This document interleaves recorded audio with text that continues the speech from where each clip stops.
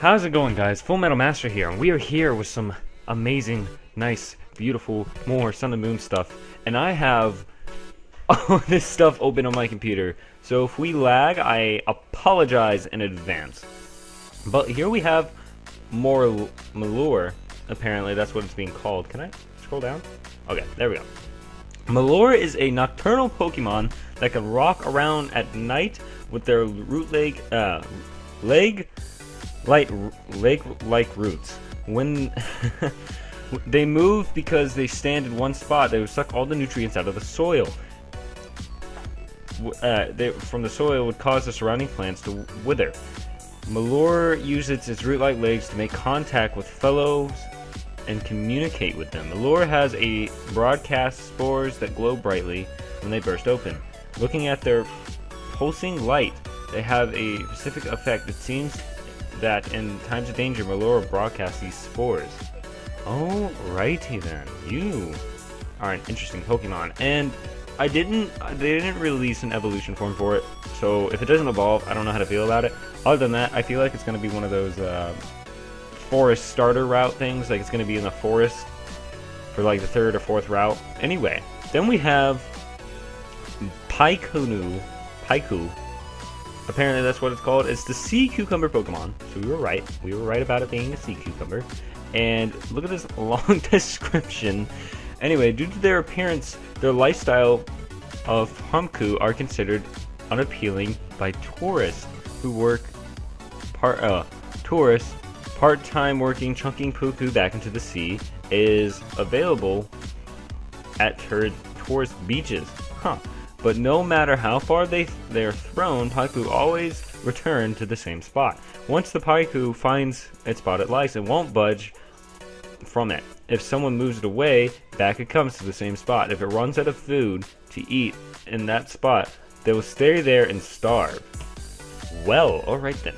The people of the Alola have found this pitiful, so they developed a tradition of chunking the Punku back into the food-rich sea whenever they come across a thin-bellied Punku.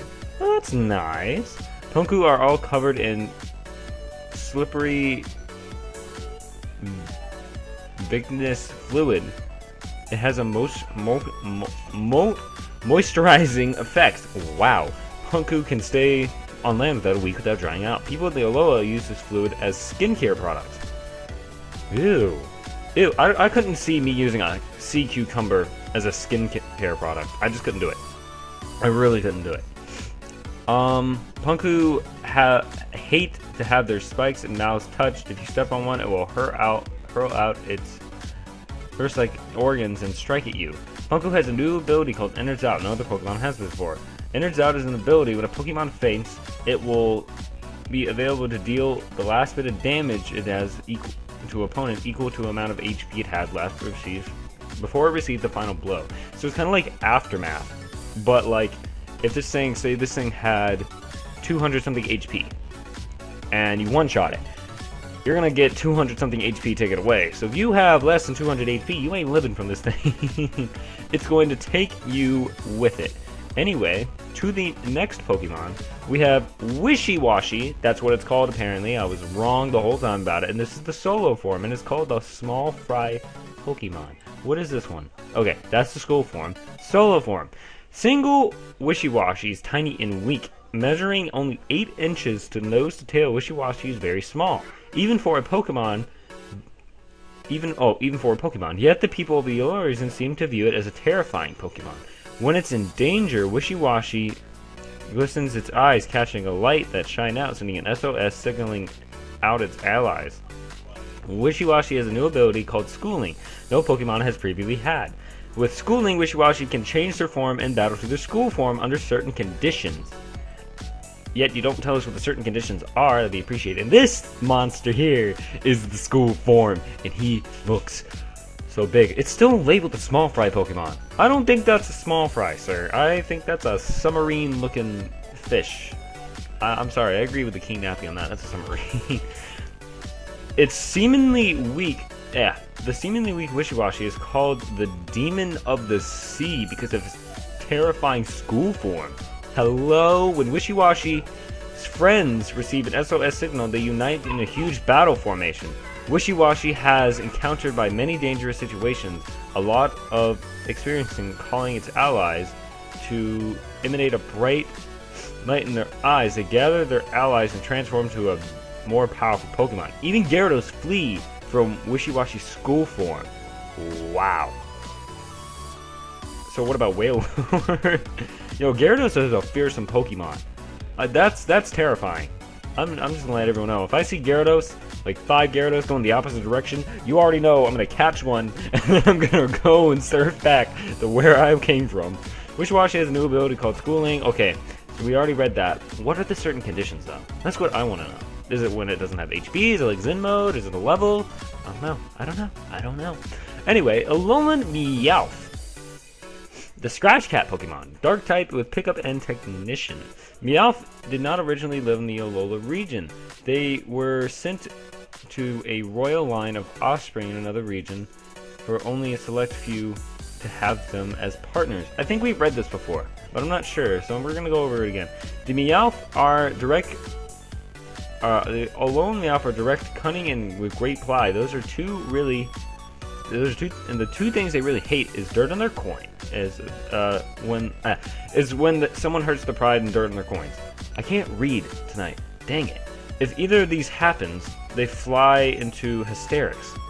Alrighty then. Hysterics. They're hysterical. Let me stop.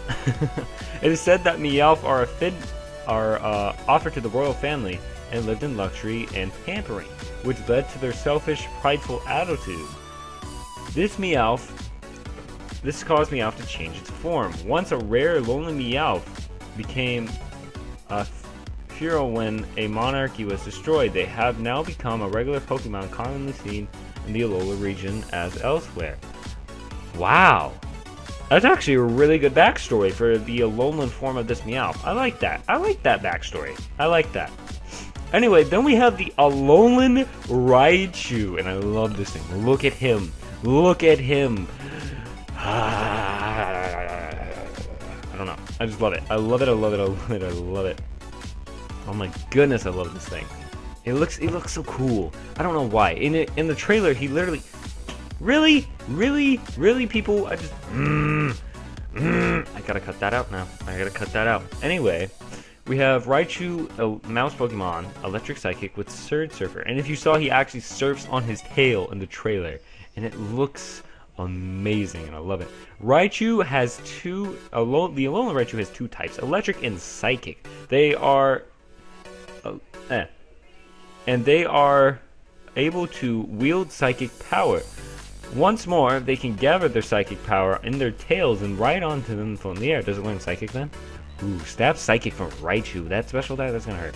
Even Pokemon researchers don't know why Raichu changed their form in Alola. The people of Alola seem to uncover this question. Their guess is that maybe it ate too many sweet, fluffy, round pancakes. Really, Nintendo? I love this Pokemon. I'm not gonna lie. I love the form. But really, Nintendo? Pancakes.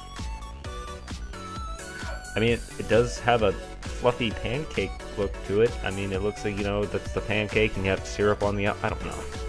I don't know. If you're gonna make it like that, you might as well make it a fairy type, not a psychic type. That's what I want to see, because it does kind of look like a fairy. Kind of does. Raichu has electric sacs on his cheeks, and rubbing them will cause a sweet aroma to be released. The mechanism behind this is not clear, but it is thought to be connected to its psychic power that Alolan Raichu possesses. So it is a pancake with syrup powers. So it's like from Pokemon Sun. Can you eat it? Is it a popsicle? I just found my name. I just found my name for this Raichu. Anyway, the Alolan Raichu has a new ability called Sage Surfer. No Pokemon has previously had. With Sage Surfer ability, a Pokemon's speed is doubled in electric terrain. Alrighty then. And then finally but not least, we have the Alolan Marowak, which is one of my favorite designs. The Bone Keeper Pokemon, so with cursed body, and Lightning Rod. And it's a Fire Ghost type now. The Marowak of the Alola region take the take the Alola region take bones and light them with both ends rubbing against their foreheads. So is that why they have a scorch mark thing? Alrighty then.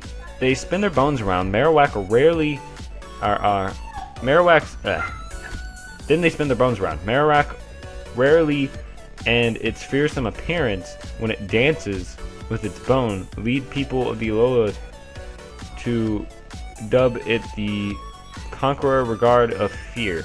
Yo, does it get Dragon Dance? Oh, if this thing is physical and it gets Dragon Dance, oh my goodness, that's gonna kill everything.